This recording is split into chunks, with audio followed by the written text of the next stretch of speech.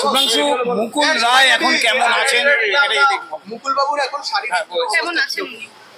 আইসিইউতে রয়েছে, অক্সিজেন সাপোর্টে রয়েছে। তবে অপারেশন হওয়ার পরে যে অবস্থায় ছিল, ভেন্টিলেশনে ছিল, সেখান থেকে বার করা হয়েছে। ক্রিটিক্যাল অবস্থা, তবে স্টেবল। তাহলে আমরা দেখে কি আজকে বার করা হয়েছে? না, কালকে বার করা।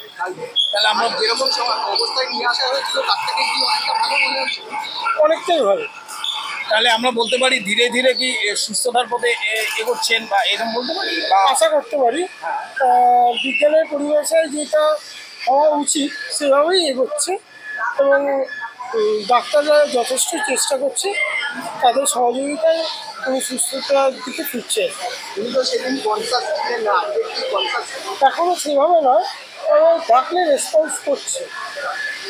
আর খাওয়া দাওয়া তো নর্মাল না। রাইস কিউবে দিতে হচ্ছে, তাই চিকিৎসকেরা কি করছে?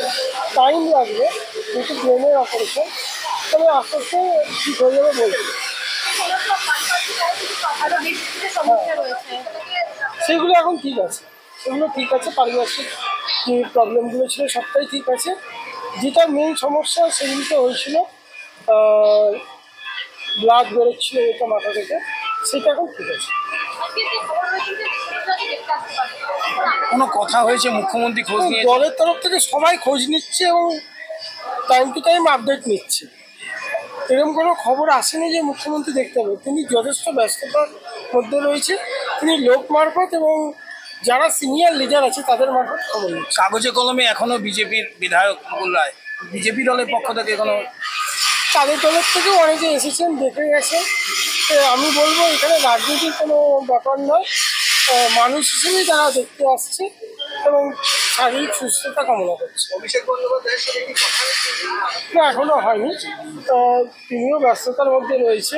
তবে তাদের তরফ থেকে বলছি, দলের তরফ থেকে বলছি, দল তো সবাইকে নিয়েই, তো পার্টিকুলার নয়, সবাই সিনিয়র লিডাররা এসে খোঁজ নিচ্ছেন বা ফোন করছে। তাহলে এখন ভেন্টিলেশন সাপোর্টের দরকার নেই, এই মাইকটা শুনে ভেন্টিলেশন সাপোর্ট দরকার নেই এখন অবধি নেই। কার কখন কী দরকার হয় কেউ ভগবানও বলতে পারে না।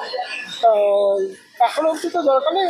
আপনাদের সহযোগিতা বা ভগবানের আশীর্বাদে এখন ঠিক আছে। এবং কালকে জানা গিয়েছিল যে ডাকলে সাড়া দিচ্ছে না, আজকে ডাকলে সাড়া দিচ্ছে।